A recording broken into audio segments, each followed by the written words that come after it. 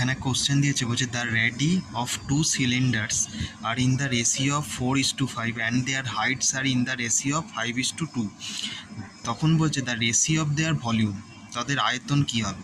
দেখো সিলিন্ডার ওয়ানের রেডি কত 4 আর বি এর কত 5, এবার হাইট বলে দিয়েছে 5:2। এবার আমরা ভলিউম বার করতে গেলে কি ফর্মুলা জানি, pi r square h, pi into radius square into height.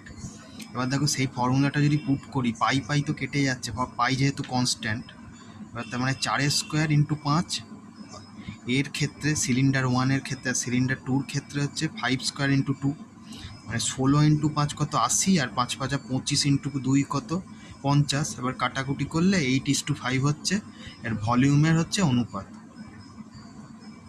Just আমি ফর্মুলা পুট করলাম, কাটাকুটি করে যেটা এলো এটাই হচ্ছে অ্যান্সার।